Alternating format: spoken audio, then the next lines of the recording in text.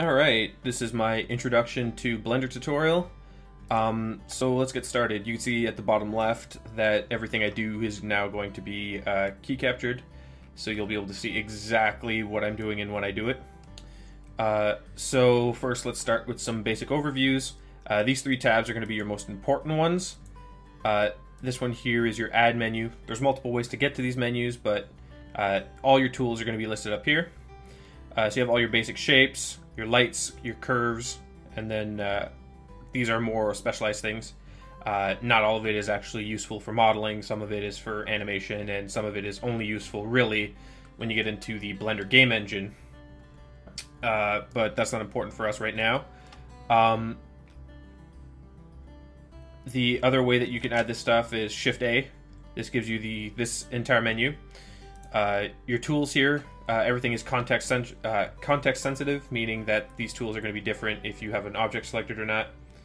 Over here on the right, you're going to have all your different tabs for your basic settings. The camera's your rendering settings. You have your scene planner, so you can change your layers, etc., etc.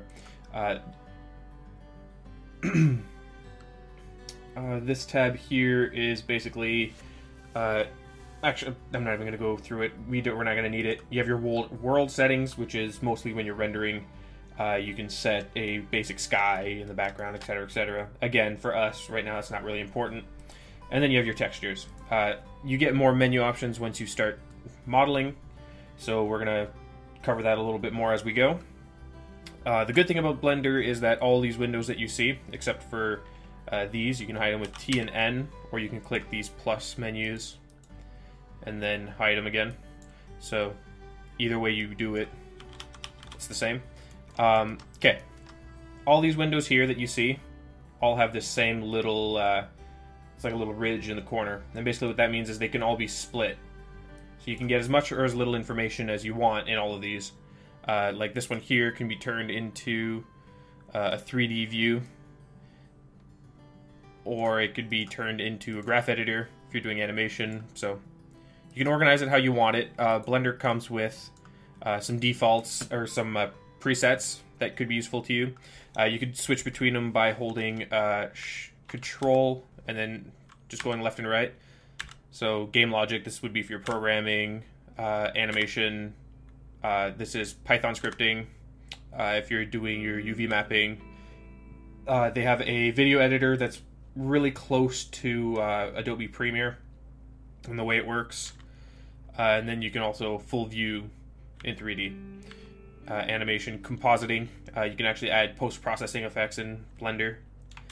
And then back to default. So that's all the presets, or you can make your own and save it. You just hit the little plus icon, and you can save whichever layout you have right now that's your favorite.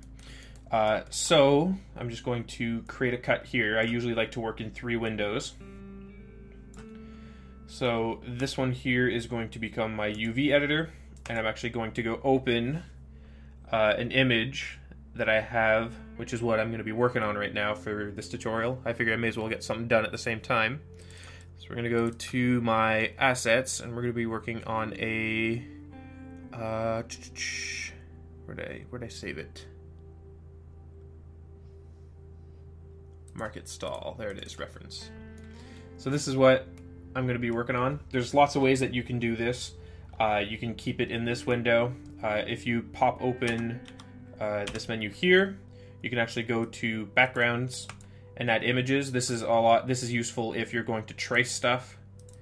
And then it only works when you go into orthographic, so when you go into orthographic, you can change your different views, and the background image will appear. You can change how it appears and when it appears. This is especially useful when you do character modeling, where you can have a separate image for the front and the side. What I'm doing here is you can pan the camera if you hold Control, or what is it? If you hold Control, anyway, that's not important. If you hit your num keys, 5 will switch between orthographic and perspective. You want to work in orthographic usually. Perspective is more for rendering. Then you have front, which is 1, right, which is 3, and then top, which is 7. And then if you hold Control and click, you get the opposite. So instead of front back, instead of right left, instead of top down. Another thing is if you hit 4, 5, and then 6, 2, sort of like an old video game, you can pan. So I'm just going to bring an object into the scene so you can see exactly what I mean. So I'm going to hit Shift-C. This will reset our world center. I'll bring in a cube. If you hit the dot or delete key on the numpad, it'll center your view on the object. So if I go to the forward view now, and I start hitting 4, which is left on the numpad, you can see that we start panning around it. Now we're on the side. Now we're in the back. So that's useful if you're going to start doing small rotations. Alright, if you hit Z here, you'll have your different view modes.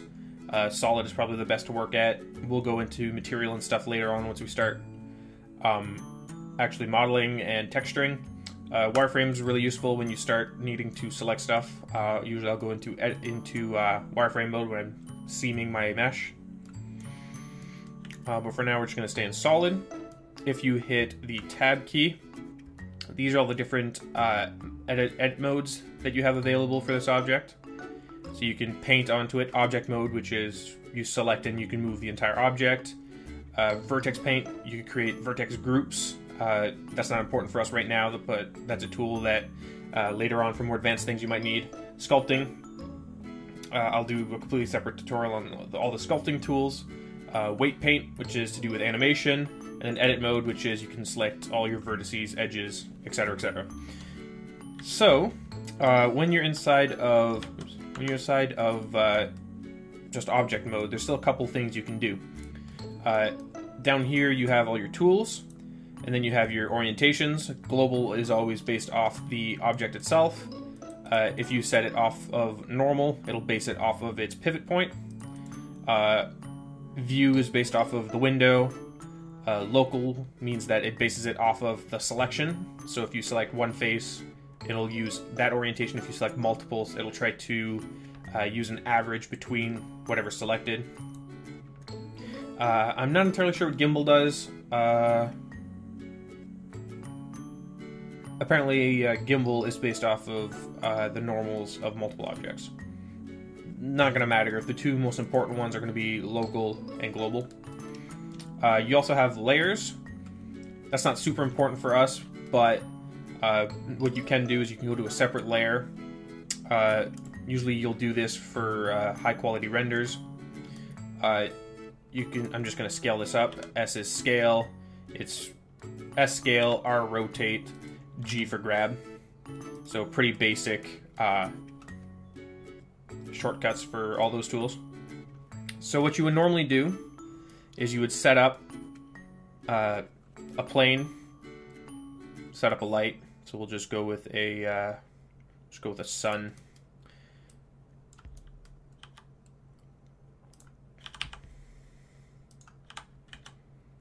And then you would set up a camera. Now, the good thing about cameras is you can hold Control Alt and then you hit 0 on the numpad, and wherever you're pointing, it'll just align the camera to your view. It'll be a little bit different because you're in orthographic, but that's neither here nor there. Now, in this little view down here, I'm actually going to turn off viewing the keys on this one because there's no reason to have them on both. You can't. Okay. Well, that's kind of a shame. Here, I'm going to switch it to rendered mode, and then we'll keep it on the camera. I usually like to do this. It lets me be able to see exactly what the final product will look like. So I'm just going to back it up a little bit. And there you go. That looks pretty good. Then you can hold Shift, and you can import between your different layers. So now we're just going to bring this up. Now, Blender has a couple different rendering modes. Right now I'm using Blender Render. Blender Render is the most basic one. Usually I'll use it whenever I'm doing stuff that'll export into something else. If I'm rendering a final product inside of Blender, usually I'll use Cycles. I haven't used a lot of these other ones. Network Render is based off a rendering farm. You need to go make an account on a website for that one, so it's not useful for us. I believe you can set up your own rendering farm if you really want. POV Ray is ray tracing. I haven't used it, so I don't know exactly what it's good for, so I'm going to stick to these three. Blender Game is the game engine. Blender Render is the basic one. Usually I'll use it for texturing and exporting. And Cycles is the really the better internal Blender renderer. So I'm going to switch to this one because I usually prefer it when I'm just modeling. It gives you a much nicer quality render, plus it's more real-time. So if I move it, you can actually see it rendering in real time. I'm actually going to switch to my GPU.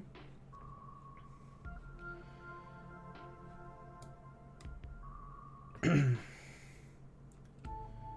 no, what's going on?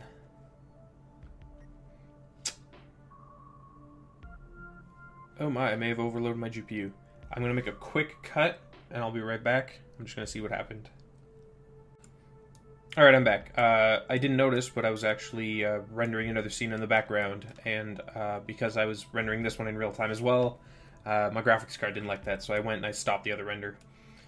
Alright, so back to what I was talking about. So now we're going to start with actually modeling this object. We're going to ignore the table and all that. We're just going to focus on this part here. There's lots of ways that you can do this. I'm actually going to, on the numpad, if you hit slash, whatever object you have selected, it'll isolate. So you can hide objects with H, so I can hide the floor, and then you can see that it hides it in the render. If you look up here, this is your scene assets. You can see that it's hidden here. This means that it's frozen, meaning if I untick that, I can't select it or edit it anymore. Even if I select all, I can't touch it. And then this here means that you'll see it in the preview render, but if I were to hit and actually render out the scene, just give it a second here.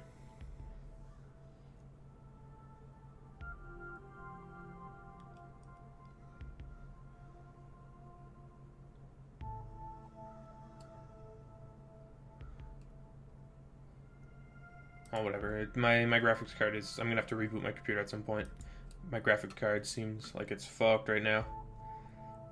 I've been rendering a heavy scene all night. Anyway, just trust me on this. If you untick this, it means that it won't render when you actually go to render a proper final. But if you hit slash on your numpad, it centers on it, everything else is hidden in your view, but in the render scene, everything is still there. So that's good for us. It lets us focus on this, and in our viewport, we still get a really nice render of what we're working on. So now what I'm going to do is I always like to name my things as I go. So this one will be scale reference.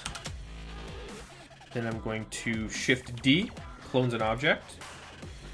So I'm going to move this one just slightly to the side, and this one will be market stall base. So now, if you go into your scene settings, you can change your measurement units.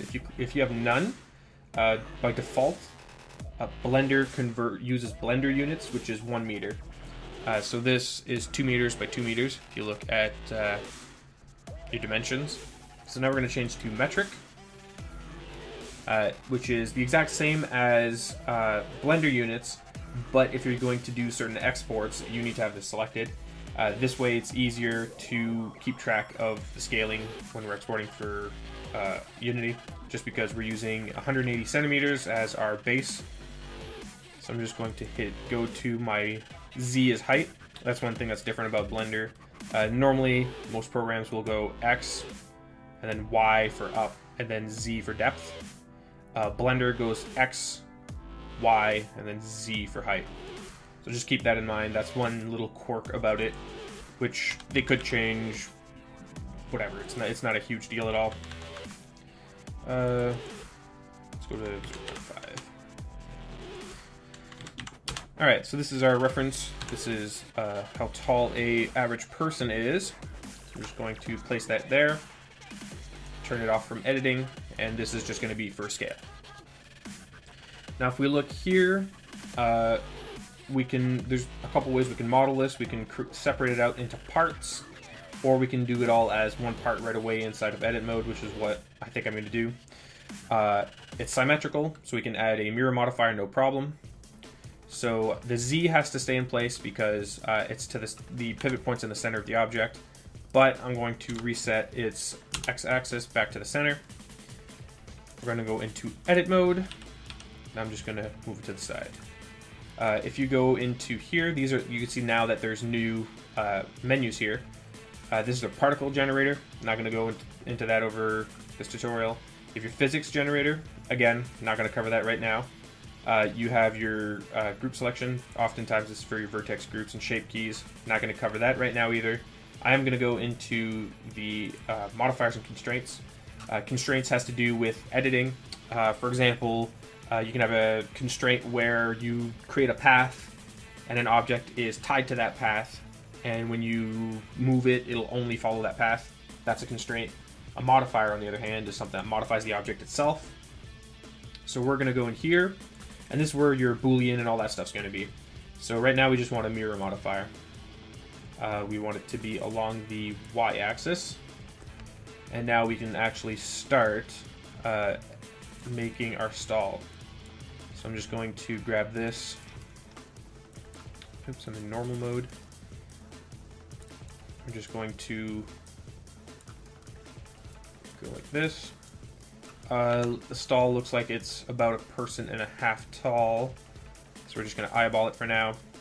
Now there's different ways we could go about doing this. We're just going to keep it as simple as possible. So I'm just going to go back to my view here. I'm going to clone it with Shift D, hit R to rotate, and if you hold Control, it uses snaps. You can change your snaps. By default it's 5, so it makes it really easy to just get your 90-degree angle. Then we're just going to go back into our modifier, and there's a tool called clipping. Now by default, you can see that you can just switch them sides, and they just go into each other. If I go to edit mode, or wireframe mode, my bad, you can see that they're actually inside of each other. Now this is really bad. You'll get a lot of overlapping faces and just useless geometry if you do that. So what we're going to do to save that is, alright, I'm going to show you a couple more tools. If you hit A, you select everything, hit it again, you deselect everything. If you have one thing selected, you hit A, it unselects everything you have selected. So then you can hold Control and draw. This is your lasso tool. So if you want to just select one part, you can select it. You can hit B for your box selection, and then you can hold, is it? It's Alt.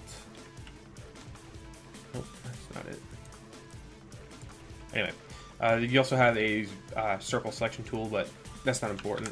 I rarely use it. I mostly stick to the lasso tool. It's probably the most powerful tool there is, or the box tool, whichever. Now, if we turn on clipping here, and we try to do what we just did where we shove them into each other, you can see that they stop in the middle and they just sort of go into each other. Now this is really good because at the end, when you apply your mirror modifier, any vertices that are touching at the edge get merged together into one. So all we're going to do here is delete the face. We're going to select our mesh again. You can hit Control L. It's another way to select everything. Control L means linked faces. Because I'm in face mode, you can also go to linked edges and linked vertices, depending which selection mode you're in. And then we're just going to make sure that they're touching properly. We're going to go back and pull this into the other part. If we zoom into the picture, we can see that there's a bar that goes down here, which is the furthest out. So this here, it's going to get scaled down a little bit. So again, scale is S. Another thing you can do here is you can actually select which axis you want to scale it on. Down here, it reminds you. So this is Y, yellow, X, which is red, and Z, which is blue. So if we want to scale red, we can just hit SX. and it'll only scale that way. SZ, it'll only scale that way, and SY, and you'll only scale that way. So we're just going to scale it down a bit. I'm going to go SX, scale it down to about there. Now this back one seems to be inside. So we're just going to move this down a little bit, Control L. And we're going to clone it, then we're going to rotate it, and it goes up slightly. So that seems to go right about there. Now here you can see that it's a pain in the butt to keep it going straight. One thing you can do is switch from global mode to normal mode, and now it's basing it off of the faces selected. So blue is always going to be straight outwards. So if you want to just extend a face, you can switch to normal mode, grab this, and now it's going out perfectly straight. So let's take a look at it. What does that look like? Sure, about that long looks good. Then it looks like there are, what? 3 extras. So we'll go Shift D to clone, and then we'll go Shift D. We'll make sure we put one right here. We'll go into our wireframe, delete the face that's in the middle because it's basically useless, and we'll just merge this together a little bit more.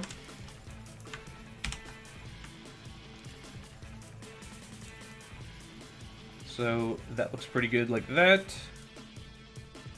Now there's another one in the front, so we'll just clone. Actually, I guess we'll just cover this other tool. That's a good chance.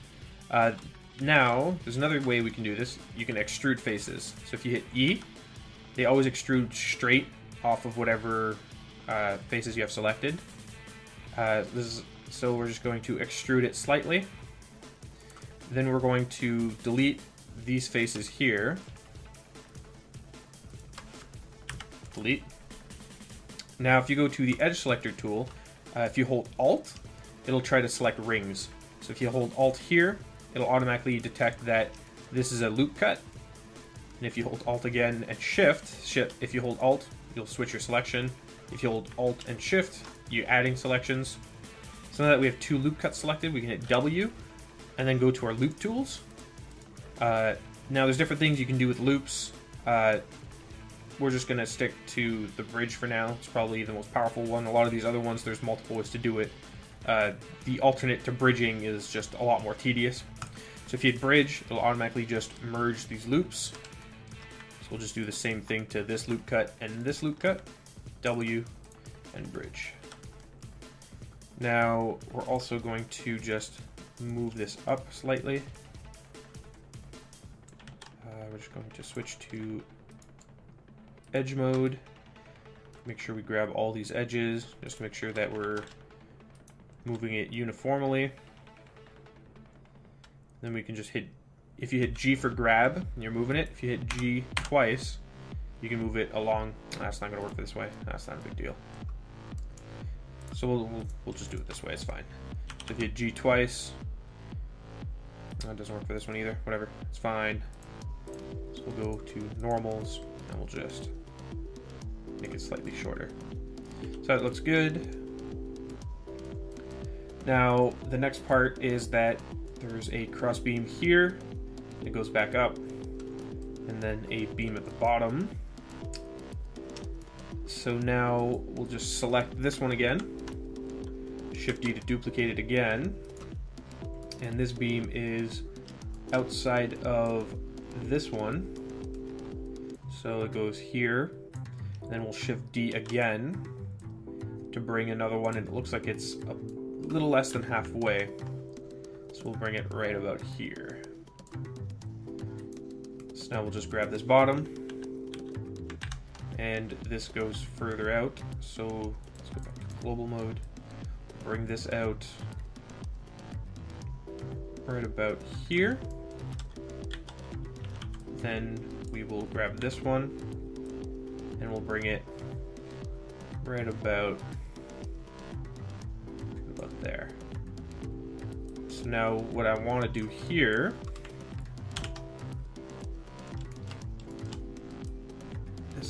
here.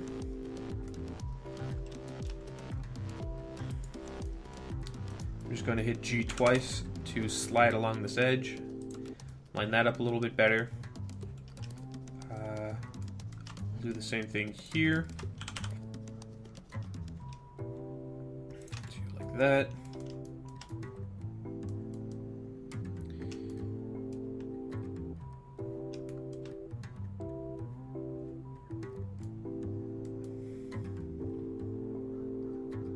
I'm just gonna make a change to it because this one here looks like it just warps a little bit, I guess. That's not a big deal. We'll just warp it then. So if I just go... I'm just going to select this entire part here. We'll just warp it so that it touches this piece like that. And then we'll just warp this slightly to press right up against it. Just like that. Alright, now we're just going to extrude this. We'll scale it. You can scale along multiple angles. We don't want to scale it along the Y, so we scale along the Z and the Z, Y. It's like this. And we'll just round it off slightly. That, and we'll do the same thing here. So just extrude it slightly and scale Z, Y, like that. Okay, so that's looking not bad. So now I'm just going to add another piece of wood that goes along the bottom. So we'll Shift D, rotate with our snaps. Move this right along the bottom here. Grab this. Just press it right up against it.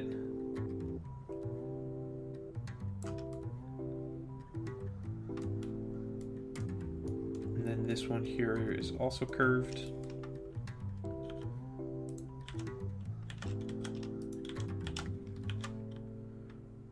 Go like that.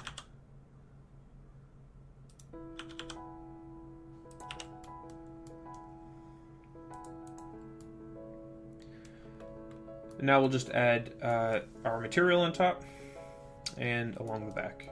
So it looks like along the back, there's probably another bar of wood, and then there's a couple across it. And then we also need to add the dowels to it. Well, that's not too hard. Yeah, so let's just go back into edit mode. We can just clone this one here. Just clone it, Shift D, oops. Control Link, Shift D. We'll just slide it to the bottom. Go to edit mode, or wireframe mode. Line it up.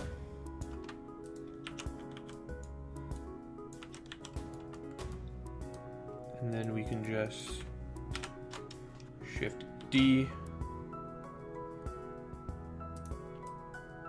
And we need to scale it down a little bit, so we'll scale Z, Z, Y. Oops, scale Z, Y.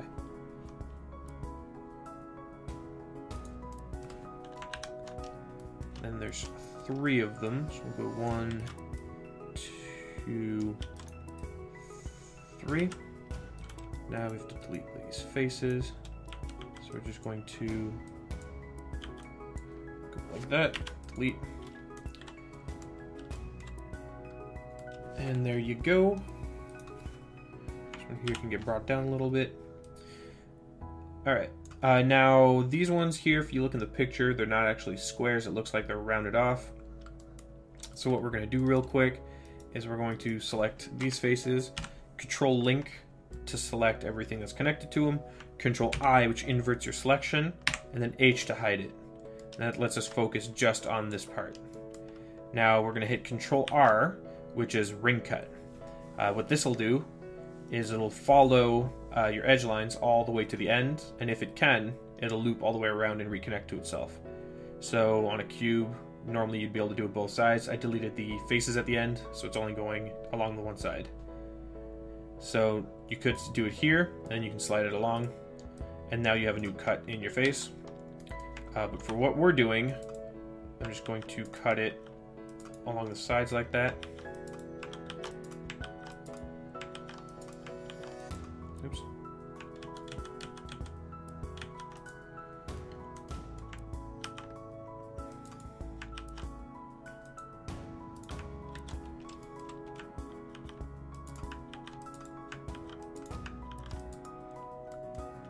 Alright, you can see here I fucked up. This one's here. If I don't want to Control Z to undo all the way back, you can select the ring, hit Control X, which is decimate, and it decimates the edges, but it leaves the verts. You can switch to vertice mode. Make sure that the verts that you have selected only have two sides. That's the only way it'll work. If it has more than two connections, it won't. Then you can hit Control X to decimate the verts, and that gets rid of that useless geometry. Now what we're going to do here is we're going to select the new cuts we made. So we're just going to hold Shift, select them all. Now we're going to switch our editing mode, or our scaling mode. By default, it's on group scaling. So if I scale here, let's say Z and, oops, scale Z, Y. Scale Z, Y, 0. So you can see that it's not really doing anything. So what I'm going to do here is I'm going to hit Control dot, which switches to individual scaling. Or is it Control comma? There, now it's individually scaling. So if I scale Z, Y, or now it's group scaling, oops, my bad.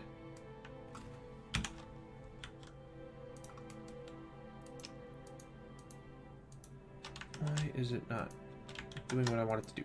Scale Z, Y. Okay, something's funny here. Scale Z, Y. That's really strange. Alright, so now it's individually scaling. Now it's group scaling. Alright, so I want it individual scaling. This is what it is. For some reason though, it's not letting me scale along the axis I want, which is weird. So I'm just going to try this again real quick.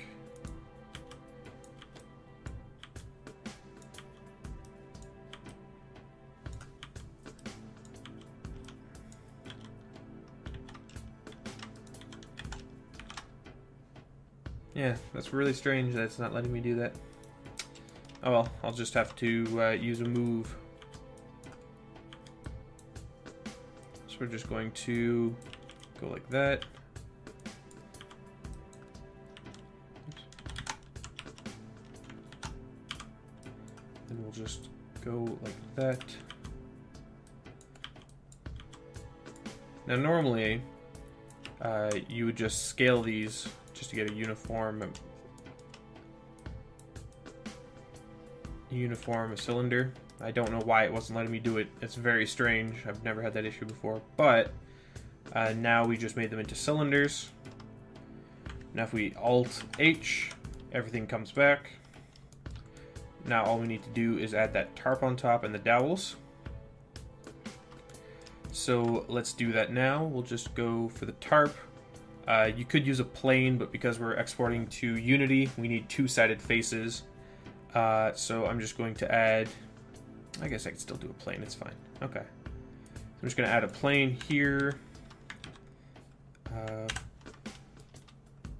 Then we will go to edit mode. I want this to go just to the top. Then just to the sides here. Now here's another tool for you. If you hit Control is extend, so you can hit Control and it'll follow wherever you're doing. You can do that with edges, faces. You can do that with verts. If I select just one vertice, you can do it with just one vertice. If I do it with faces, you can do interesting extrusions with that. So basically what I'm going to do here is I'm going to select this edge. I'm going to go back to wireframe mode. I'm going to use this to give the tarp its little curvature.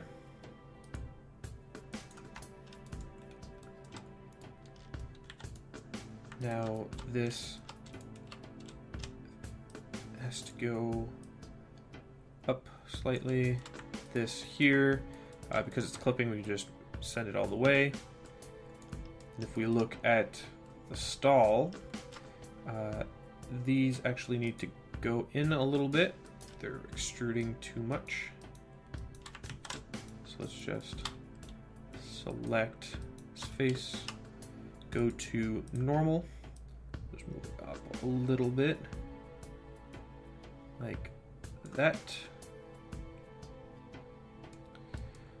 Now we can select the tarp edges again. We'll go do the front first, and this time we'll just use the extrude tool, and we'll just go down like that. Oops, did not mean to hit that. That's my bad. I hit Control O, which is open. Man, my computer is being really rough today. I really borked the thing. Definitely gonna have to reboot it. So I'm gonna do a little cut here.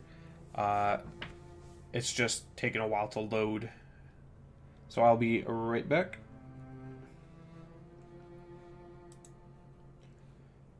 Alright, there we go.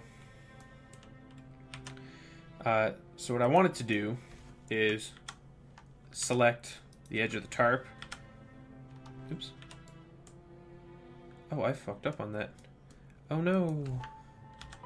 I'm gonna hide the tarp real quick. This, I extruded the wrong thing. So we're just going to select, delete faces.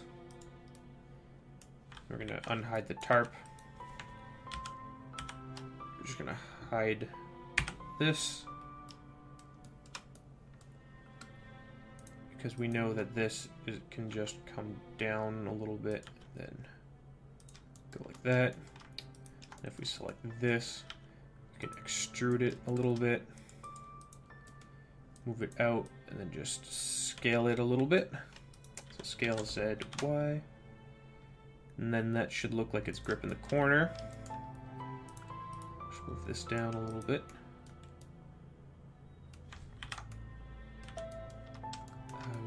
We're going to add a loop cut to the tarp. We're going to slide it down to this point here, because the tarp needs to curve around this part, then it needs to curve back down right past it. So like that. And that looks pretty good. I go into edit mode. This part here needs to come out a little bit. Oops. So we're just going to select this, bring it out. Actually, just bring all of this out.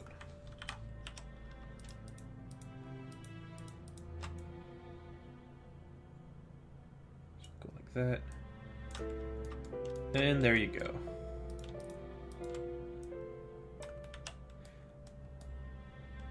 So there's our basic stall. Looks pretty good in the render.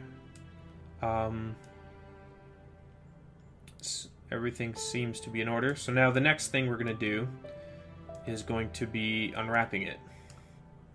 So before you unwrap anything, you always have to make sure that you apply all your modifiers. So we're going to apply our mirror modifier. Now we're going to go, oops, back to, actually first things first, we're going to get rid of this seam edge. This is just wasted geometry, so same way we decimated before, just Control X. And you can do this to just about everything. If you're not worried about geometry count, you could just leave it. It doesn't do anything, but we just want to try to knock down as much as we can. Speaking of geometry count, if you look at the top of the window, right up here, you can see exactly how many triangles, faces, edges, and verts the current object has, and how many you've selected. So you can see here that we've selected 24 verts, or 24 edges out of 493. If we Control X, 469. Now the verts are about to go down. Verts 288, 264. Triangles is the most important measurement for us. We want to keep this number as low as possible. This is what counts inside of Unity. So now if I unhide everything together, so far is 408. Now that's pretty low, and that's really good for what we want. I still need to add some dowels. Give me a second. I'm going to be right back. I need to take a Skype call.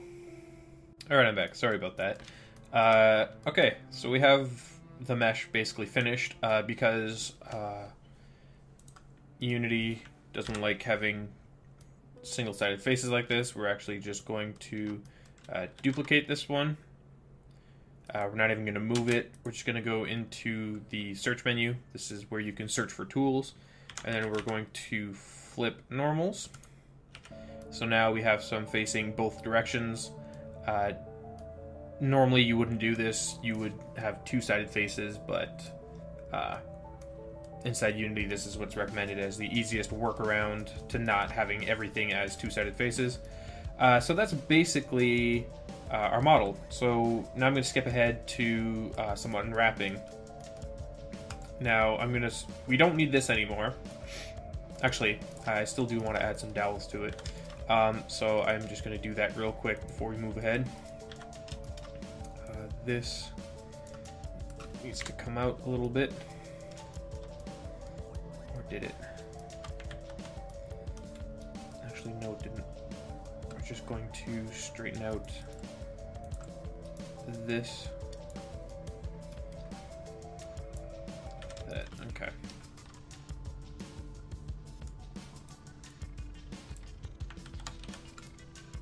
Okay, so let's add some cylinders.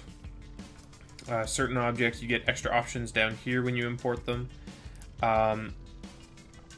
Vertices is the amount of size it has.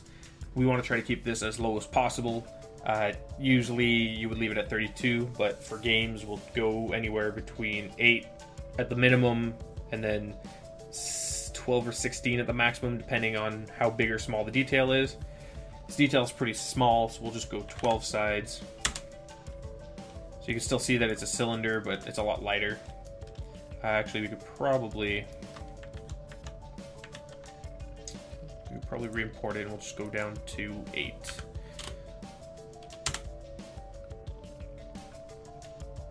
Yeah, that's fine. Sorry about that. Now we're going to rotate this along the X. So rotate X, and we're just going to type in 90. And that lets us get a exact rotation. I'm going to go into wireframe mode. We're just going to make sure that this is, because it looks pretty small on there, like they just come out. So we'll go like this. We can delete this face here. We'll make it a little longer. Delete. Before we delete, I just want to duplicate it. Rotate on the Z by 90. Then we can delete this. Link this. Scale ZX. Because if you look here, it's a little hard to tell on the picture, but this is the most obvious. The dowels come through and then they get pegged in place with another piece. So that's what this would be. So we're just going to grab this, and we're just going to duplicate this everywhere where we need one. So we need one right about there. Probably get shrunken down a little bit. I'm just gonna go universal scaling. That. Oops, nope.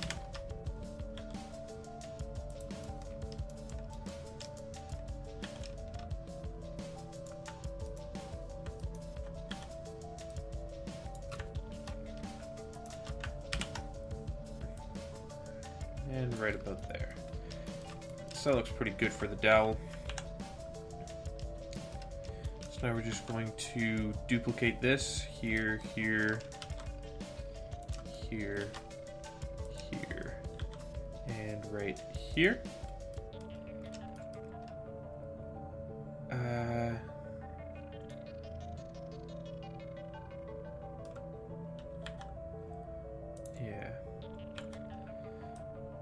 So then we're just going to shove them in. That one's already fine.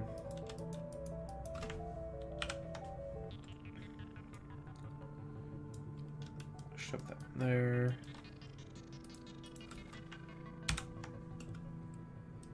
Shove this one here. And then we're just going to clone them to the other side. I probably should have waited before turning off the mirror modifier, but that's not a big deal. And let me show another useful technique, I guess. So now we're going to duplicate, Shift D, move them all the way here. Then we're going to scale them to the Y. We're going to go to -1. Now they're all in the same place, they're just inverted. We got to flip the normals on them because they're flipped inside out. Now they should all just...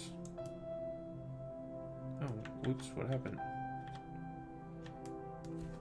This one we need individual, don't we? Scale Y, -1.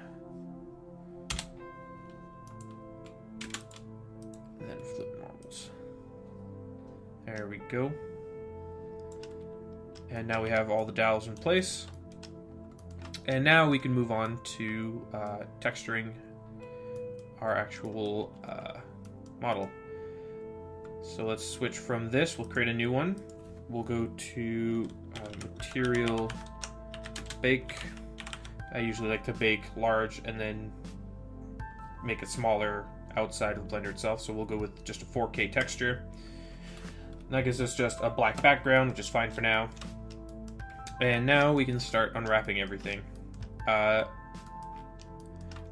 There's no correct way to unwrap. Well, there are proper techniques, but unwrapping is sort of like its own thing. And there's 1,000,001 ways you could go about unwrapping something. So first of all, I'm just going to... You don't want any n-gons inside of your mesh. So I'm just going to basically grab all the verts on the outside, merge it at the center. And this gives us triangles, which you don't usually want, but it's not the worst deal. Usually it's a concession I make for cylinders. There are ways to cut it up into quads, which is doable. Some people actually prefer to do it that way. So if you want, you can do it that way. I'm just gonna merge them this way for now.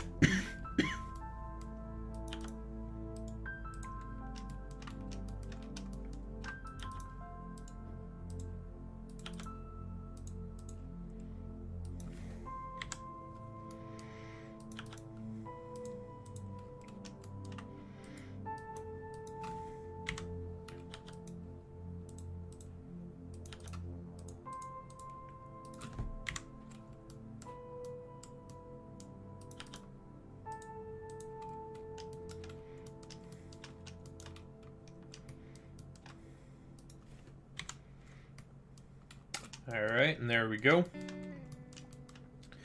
So now for unwrapping, we're going to start with the easy stuff first. These ones in the back don't have ends, so we can just, it's Control E, select your edges, Control E brings up your edge tools. We want to mark our edges, so it's, where is it? A. I'm so used to the commands. Mark seam right here. So that marks the seam. Now if I go to wireframe mode, you can see that there's a red line. And if we select these faces and we unwrap it, it unwraps it along these lines. There's a lot of ways that you can unwrap something. Certain ways are perfectly fine when you're just doing animations or just rendering a model. But because we're doing games, we want to be very selective on how we unwrap things. Like, for example, you can grab this part here. You don't even need to make any lines. You could do a cube projection, and it just splits it up by face. And if you're just doing a basic render, that's perfectly fine, but this isn't the kind of UVs we want inside of a game. So we're sticking strictly with seams and just unwraps. So this one's a cube. Cubes are really easy to unwrap. We're actually probably going to just delete this back face here. I'm just going to move that in and then just delete that face.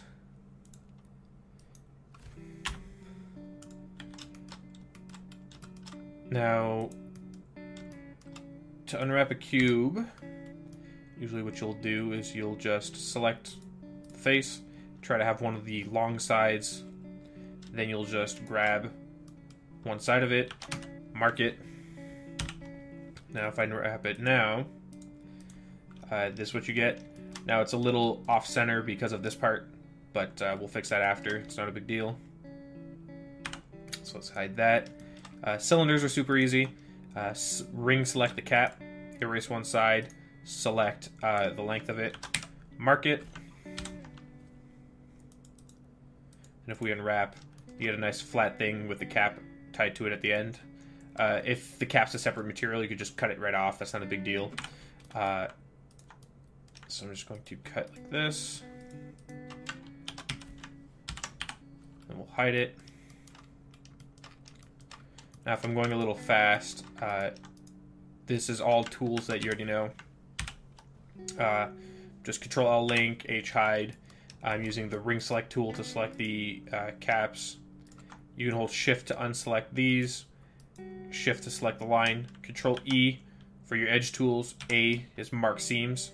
If you hold Control-E and you go C, that clears them. I would recommend whenever you get the chance to just go in, hit Control-E and just check out all these tools.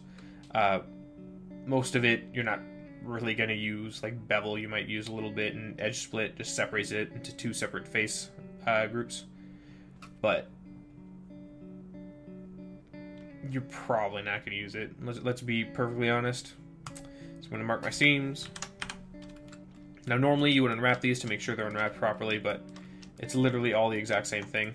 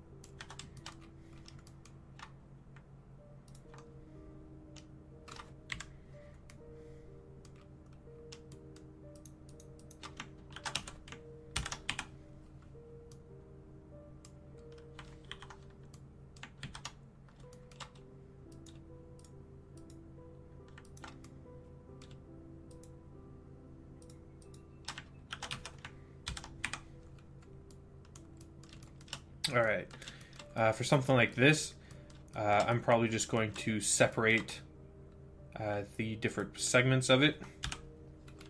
So I'm going to go top view here, and we're just going to select these edges here. We're going to select these edges here. Oops. Here. It's because it's all slanted. I have to go select them individually. That's a shame. So then 1, 2, 3, 4, 4, oops, 4, 1, 2, 3, 4, and 1, oops, 1, 2, 3, 4. Now we'll mark these edges. Then we can just unwrap these as if they were cubes.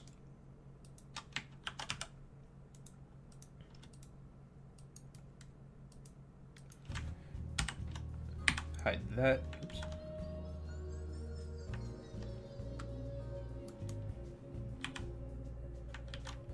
Oh, I marked both edges on this one. That's my bad.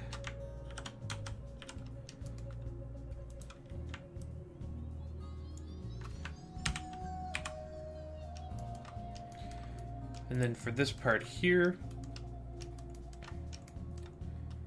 it's still a cube, although like an oddly shaped one. So we'll just unwrap this part here and unwrap this edge.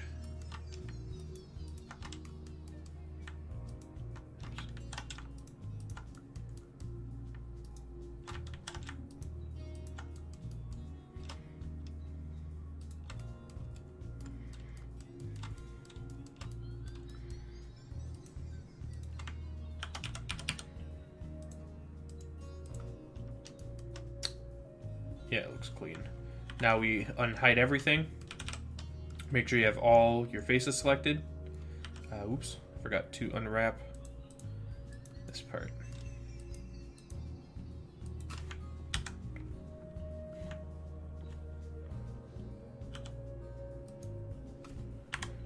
So we'll just delete that one real quick.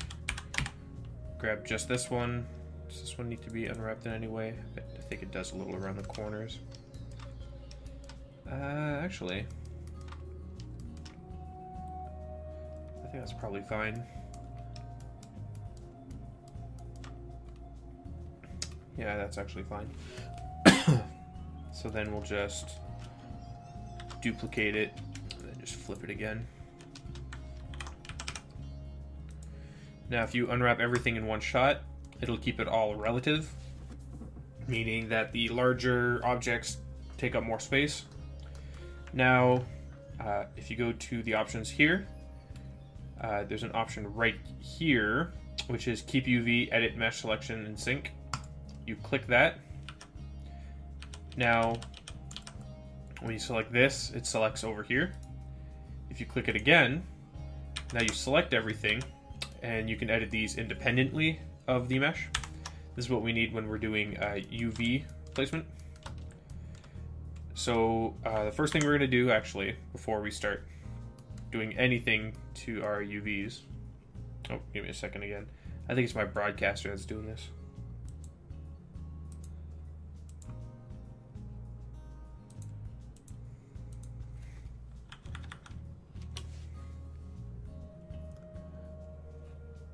Yeah, I think it's my broadcaster. I'm just going to stop recording real quick. I'll be right back. Alright, I'm back. Yeah, it seems like it's maybe my recording software that's being derpy right now and causing conflicts with Blender. But anyway, I just want to finish this tutorial in one fell swoop. Great. And I forgot exactly what I was about to say. Oh yeah. Now the next thing we want to do, I'm going to start talking about materials. Materials are basically a bunch of textures put together, and they will basically give an appearance to an object. So you can have your color map and your normal map, which is what makes it look bumpy, height maps, which physically move the vertices, specular maps, which is light reflections, and occlusions, which is shadows. We're not going to go into a lot of that for Cycles rendering. We're just going to go how to bake them together. But we're going to add a material to our object. By default, it'll just give it material 001 as the name. We're going to change it to test. I'll give you the proper naming practices. M underscore for material test pattern. Now the reason you do this is when you export these into something like Unreal, Unity, or any other engine, oftentimes you'll have libraries of materials for different objects. So if you got to search for your material, you just type M underscore, and that'll give you a list of just the materials that you have in the engine. Textures, you would normally put T underscore, and then if you wanted to look at all your textures, you just type in T underscore, and they'll all pop up. So anyway, don't worry about exactly how this works right now. I'm going to go a little bit more into detail at some other point, but for now, just know that you want your diffuse map. You can change the color of it, but we're not going to worry about the color. We are actually going to click on this little thing, which is tying a texture to it instead of a flat color. And we are going to go to a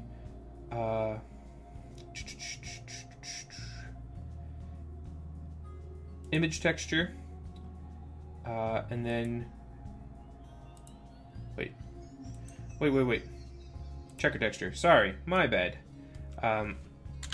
Basically what this does is to see the stretch. If there's stretching in here, you know that there's something wrong with your material. The vector, it's by default right now, so it'll try to generate one. Switch this to UV map. Now you can see that it's trying to take this here. So we're going to full screen this. We're going to take a quick look. A little bit of stretching on the roof, a little bit of stretching on the back. You can see the seams here. It's not a huge deal. That's really straight. That's good. So let's get out of here. We're going to switch this to 100 by 100. Just so we can get a little bit more precise in there. So yeah. So you can see that there's a little bit of stretching on the roof. Let's take care of that first. Ideally, you want these to be as flat as possible. So how do we go about doing this? Here's what we do. You're going to need to find a face here. I'm actually just going to full screen this real quick. These are your different selection modes. You have vertice, edge, face, and then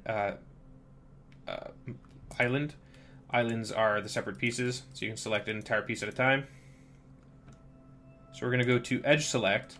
Now I'm going to do this really quick because I have a mechanical keyboard with pre-programmed keys. So I have all this set up, so I'll do it once slow. So you want to scale, Y, and then 0. Now the things are popping up here because this is a separate screen and I don't think it has it in the UVs. Basically what this does is it grabs all the vertices that you have selected and scales them by Y, which is up and down perfectly in a straight line. So I'm going to do it again. Now you're going to select the sides, do the same thing, except this time instead of SY for scale on the Y-axis, SX to scale on the X-axis. Then you're going to select this face, Control L to select all attached faces, spacebar. We're going to follow active quads, just go length average, and now it's going to the best of its abilities, try to flatten out this UV map. Now, this isn't a surefire thing. You'll still get some stretching sometimes.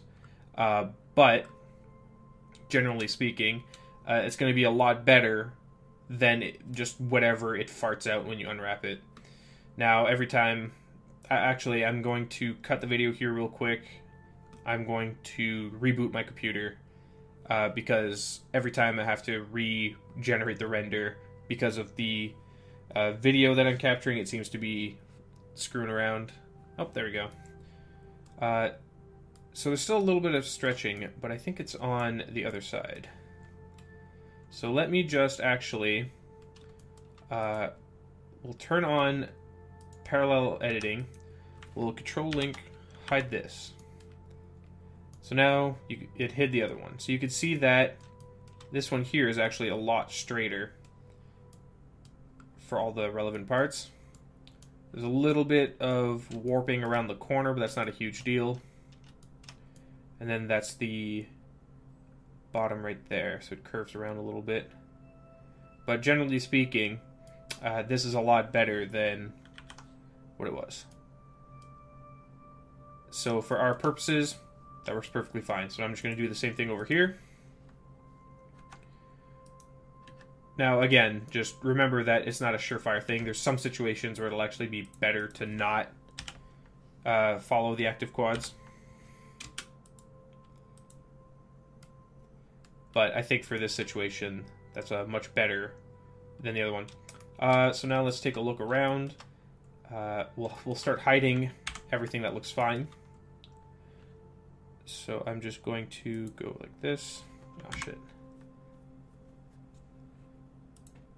Alright, I will cut the video here. I will be right back. Alright, so there we go. I just restarted my PC and it should work a lot better now. So next, let's check out some stretching anywhere else. These cubes look pretty good. That looks fine. These just need to be lined up a little better, but that's neither here nor there.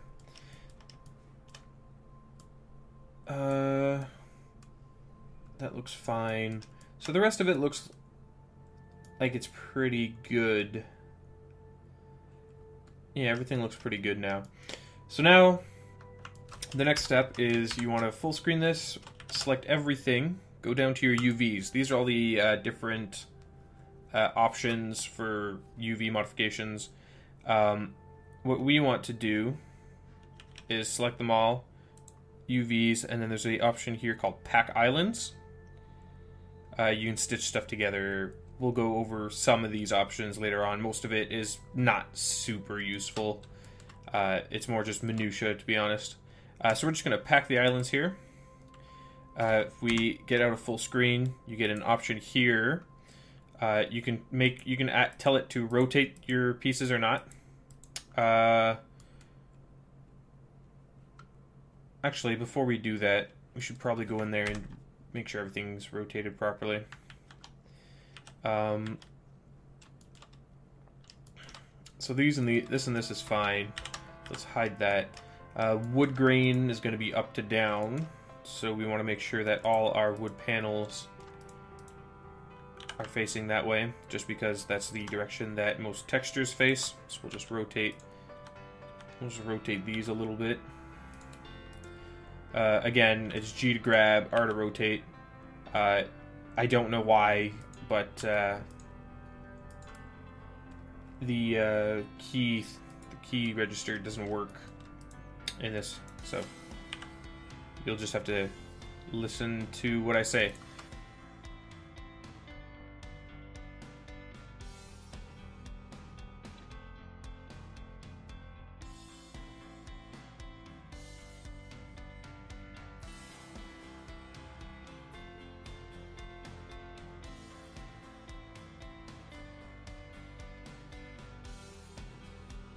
Unhide everything.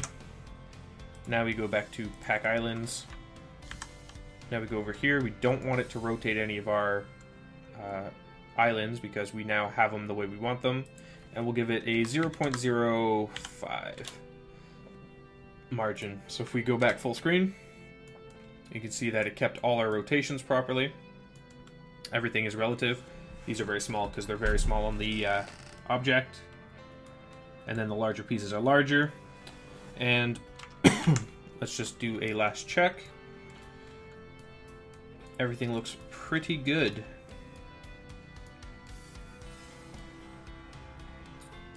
Can't see anything wrong with the thing itself. The dowels look fine. So now on to the next step. I'm just going to save this real quick. Now we're going to switch to Blender Render. It's going to look a little bit shittier, but we're switching to Material Mode.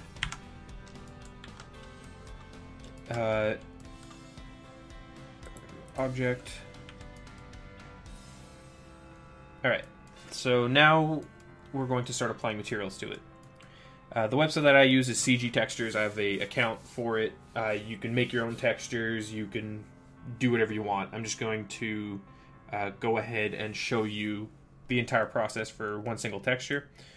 So I'm going to pop up a new window in Chrome. I'm going to go to CG Textures.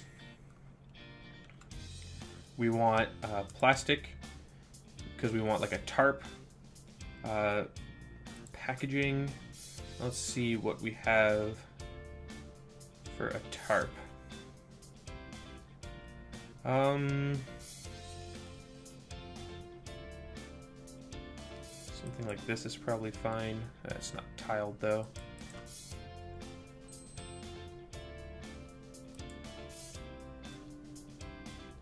Something like this would probably work fine.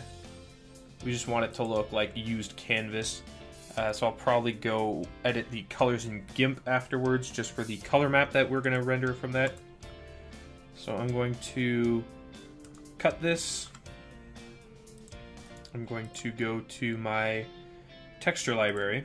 I've already got a bunch of them pre-made, and every time I do a new one, I just add it to the library. So I'm slowly building up just a giant collection of all the textures that I use. Just going to go to here.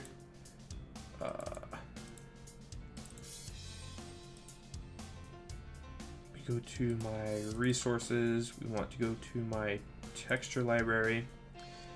We'll create a new folder. This is tarp. Oops, caps lock is on. Tarp. This is a 1K texture. Oops. That's the wrong bracket. And then we will paste it here. Now I gotta bring it into GIMP because we want to keep it either 1024, 2048, or 4096. You always want to use multiples of 2. Or not multiples, but to the power of 2. So you could have 512, 256, 128. It's always on that scale. So now we're going to scale the layer itself. We want it 1024 by 1024. We're going to scale that. Image. We will change the canvas size to 1024 by 1024.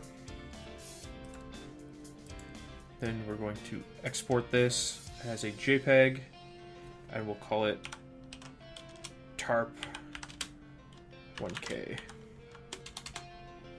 Now you can use Photoshop. There's a million and one programs that do literally what GIMP does. And then same thing with this next step. GIMP does this. There's a bunch of other free ones that do this. I had bought Crazy Bump a couple years ago for school, so that's what I'm going to be using. So you choose your photo file. We go to tarp. We're going to choose the 1K version. It's going to take a second to process. We want it to bump this way. Alright, so this is the material that it gives us by default. So we obviously got to go in and do some changes. Now, the tarp's not going to be that bumpy, so we're going to probably bring down the intensity to something like 11. Now, the biggest thing that I've always realized, especially with these more complex textures, for hand-drawn textures I'm assuming it's less of an issue, you always have to turn up the detail for the occlusion high enough. So we're probably going to go something like 94. Same thing with the specularity. I usually like to keep it just shy of 100. Now, the displacement map is also something that is super annoying. I'm going to turn that up to around 80. We'll turn down the depth because we don't want it to displace a lot. So we'll go 20. Okay, so already that's looking a lot better. We're going to go to the normals and probably going to turn up the fine detail a bit. This is going to get us more grain. Let's turn this up. So you can see now that we have a lot more grain in here. If I crank very fine details, you get a lot of these smaller grains, but we don't want too much. We just want to show a little bit. So we'll turn that down a bit. The diffuse color, we're going to try to remove shading a bit. Let's see if it works well for this texture. Doesn't seem like it.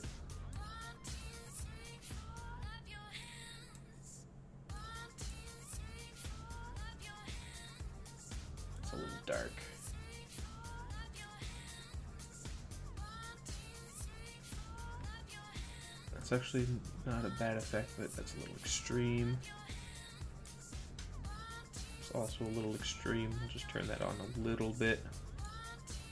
So that makes it look bumpier. Does correction work well on it? No. Turn that off. So we'll try to remove a little bit of shading from it. I don't think it's actually working because I don't think there's black. And we'll try to remove highlights a bit. Even at 1, it looks awful. Alright, so turn the intensity down a little bit. Turn down the power of the occlusion a little bit. Then we will go to spec, make it less glossy. And that's not too bad of a material. It doesn't look as tarpy as I would have wanted. It looks a little bit more plastic, but that's not a huge issue. I'm going to go into GIMP once I get this. So we'll save all textures. Then it's going to render them all out. Then we're going to open them here. Go to our color map that it generates. Open it in GIMP. I'm going to select this, and we want the size to be about half. So we want 512. And we want this right along the edge. So right at the halfway mark. Now what we're going to do is we're going to put a color blend on top of this. We're going to go new layer. We want a reddish color. Then we want to change the blending mode from normal, and we're going to do, what is it, multiply? Yeah. No, we're just going to maybe do an overlay. Now it merges the colors. That's a problem. There we go. We can just grain merge it. That looks not bad.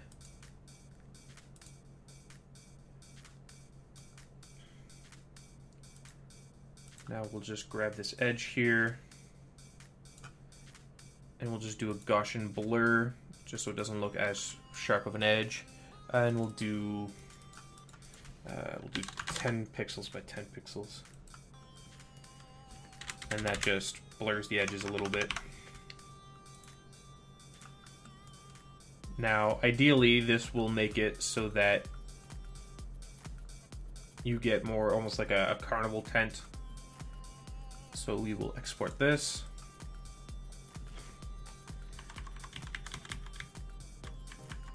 And we will call it tarp color correction.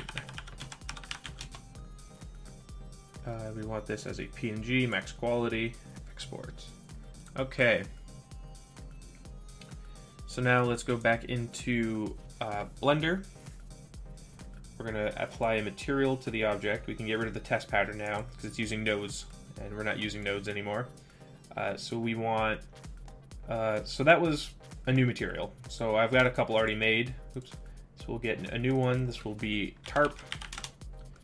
We'll add another one. This will be wood. So now you got to go in here. We need the 5 channels. So color, normal, height, specular, and occlusion. So I'm going to name them correctly. It's height or displace is correct, and then occlusion. So now we're going to go to the new texture we just made, which is tarp. Right here. And we're going to try the color corrected version. So tarp, and we want just the normal. Now, we're not actually going to apply the proper channels in here right now, but I'll show you real quick how it would be done. So normally the way you would apply it is you would have your color, you would come down here, apply it to the color channel. If you hover over them, it tells you exactly what it affects. Then you would switch over to your normal map, come down here and switch it onto the normals. The problem is the normal maps that are generated from Crazy Bump Blender sort of derps them a little bit, which isn't a huge deal, but just be aware that it won't look perfect. Now we go here. Is it properly to the UV? Yes, it is. So now we just got to change the tiling. So we can turn off the preview. Okay. Let's go like this. And we make it shadeless. Now we have the wood texture. I'm gonna go grab the 5 things, the 5 different texture channels again.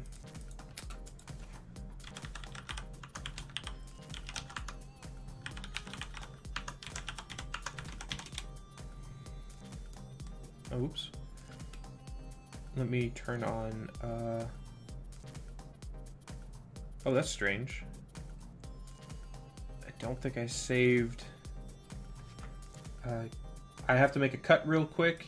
I have to get the script for the show keys again, so I will be right back. Alright, there you go, I got my screencast back on. Okay, so now I'm just gonna go grab my wood texture real quick. We can go to image.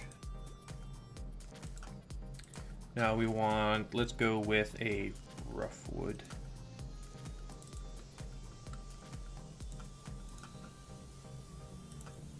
So normal.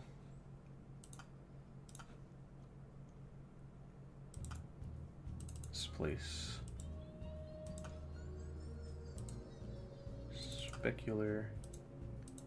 And occlusion. Alright, so now if I go into the object itself, you can go to materials, and this is where you can actually assign channels. So I want these here, which I'm going to hide to use the tarp. So they already had the tarp. I'm just going to hide the other textures and make this material colorless or shadeless, so it doesn't have any specularity or anything. Now I want everything else to use wood, so I'm going to assign that real quick. Alright, so now if I unhide it, you can see this is using tarp, this is using wood. Now the problem is this is way too big. So we're going to go into the tarp, and we're going to change the scaling. Let's try 5 by 5. Okay, so that's not too bad. We want it more though. Let's go 10 by 10. That looks a lot better. So now the thing we have to fix here is we have to go check our UVs, and these are offset from one another. So let's fix that real quick.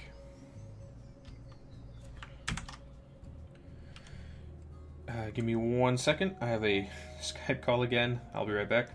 Alright, sorry about that. So you can see that at some point in the process, when we used follow active quads, these are scaled differently, so we're actually going to fix that now. So we're just going to scale it up as close as possible. So now we can grab that, move it down, grab this, oops, grab this, move it up a little, and then we can just grab this and move slightly to the right. Now it's fine if we just move these around. They don't need to be perfect. We're just trying to keep it as clean as possible. So now you can see that these line up properly in the back and in the front. So now that everything's lined up properly, that looks a lot better. Now for the wood. The wood is still very large and zoomed in. So we're just going to do the same thing. Go in here. Go to the wood, and we're going to change the tiling to 5 by 5. That still looks a little zoomed in, so let's go 8 by 8. That looks a lot better. So now if I go out of edit mode to object mode, you start to get an idea of what it looked like. Now you're not going to see, it looks a little funny because it's shadeless, and you're not going to see a lot of the detail until we bring it in Engine. But for now, the last thing we have to do is fix all of the tiling for the other objects, or all the other textures, my bad. So the color is 8 by 8, so we have to make sure that All the rest are 8 by 8. So let's just set that.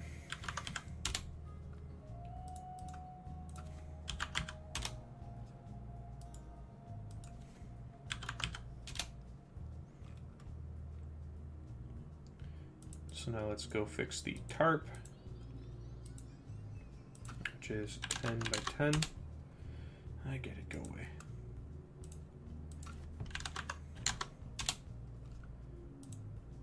Now the same way as anywhere else, you can always just hit tab to go to the next text box. And there you go. So now everything is nice and set. Now we can actually start. I'm just going to save it again real quick while I go. Now we can actually start baking textures. So you saw how if I go to my tarp, it's actually just a flat texture. That's not useful for us inside of Unity. So what we want to do is we want to bake the textures that are applied to this onto the UVs. So you make sure you select everything. As long as all the UVs are showing, that's good. Because it's shadeless, we're not going to bake any sort of light from the scene into it, which is what we want. Then we're going to go to the render, choose 100% render. Then we go down to the baking section. We just want a full render, and then we just hit bake. Now it's going to take, oh whoops, I have to put it onto the right channel. Material bake. Oops. Material bake. There we go. Now we hit bake, and it'll replace the material that was there, and it'll generate our color map.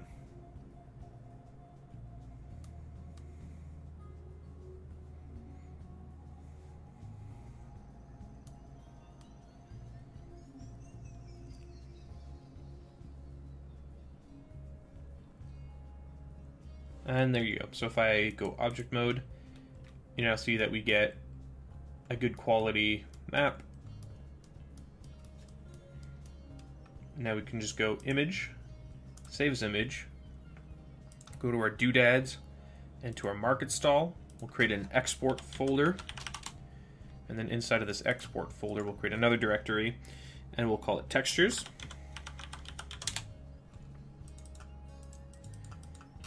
And this will be market stall underscore color. And now you just repeat the process, but you go into your materials, switch from color map to normal map, and then just bake again.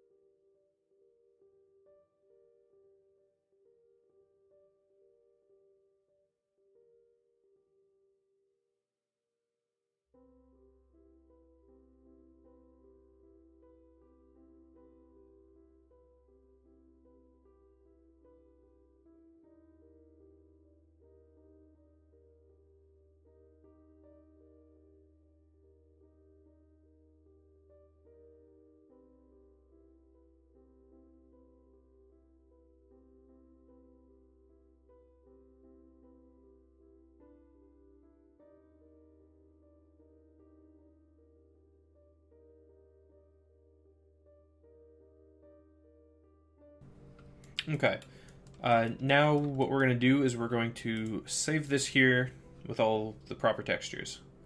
Then we're going to save a copy, and instead of the word base, I'm going to say textured.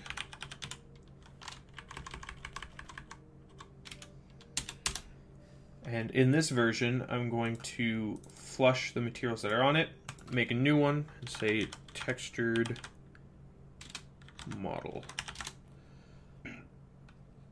Now this is going to create a single material channel that we can apply the rest to. So now we just have to we're going to save this again, export this as a FBX. I have a preset here for Unity. The only major difference is that instead of Y up and negative Z forward, if I click export for Unity, it's Z forward, Y up. The rest is for certain other things, like you can bake animations into the FBX for when you import it into Unity. A lot of these you can turn off empties and cameras and stuff. We don't have any of those right now. The scale doesn't really matter for Unity because it properly accepts the metric system because we switched it earlier. That's why it's important to switch from Blender units. So as long as you make this switch here, apply your modifiers in case you forgot, but you should never export with modifiers because it'll fuck up your UVs. Remember that. We're just going to go to the export. We're just going to call it marketstall.fbx. Now we can launch Unity. I just have to check the source tree real quick, just to make sure that I have the latest version. But I should.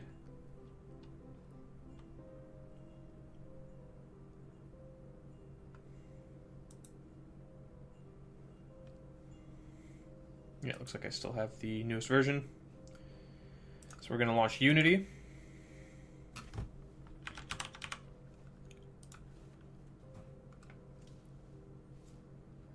SCOG.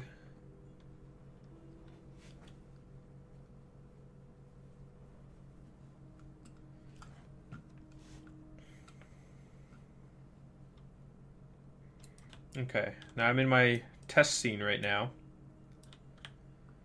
which has just some of the stuff that you saw in the last update video. We're going to go to the assets. We're going to go to the Doodads channel. So models, Doodads. I'm going to, what's in here? I'm going to rename this folder, and we'll name this one Market Stall. And here, we're going to bring in our new doodad of the market stall.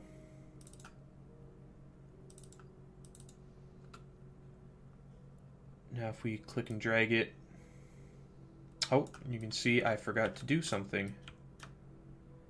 So I'm actually going to flush this real quick. I've given shit to a lot of my artists for this, and I went ahead and I forgot to do it. You can see that the pivot point is still in the middle of the thing. Let's just get rid of this scale reference. Now you always have to remember to apply rotation and scale to make sure that this is set to 1, because if not, you can get some weird scaling issues. And then you always have to also apply location. Now this always sets it to the world center, which is what we want for this. So now let's re-export this properly, now that that's finished. And now let's import our asset. And now you can see that it's properly placed. So just something to keep in mind. Now materials, it's going to bring in just the textured model. We're just going to rename this to m_marketstall, which is why you, like, I really should, it's a bad practice of mine, I rename it in here. I really should just do it inside of Blender. That's neither here nor there. Now we're going to go to the tarp material, or not the tarp material, I am an idiot. We're going to go to where we put our baked material for the stall. So we're going to grab all of these, bring those in here. It's just going to take a while to process, especially because they're 4K textures.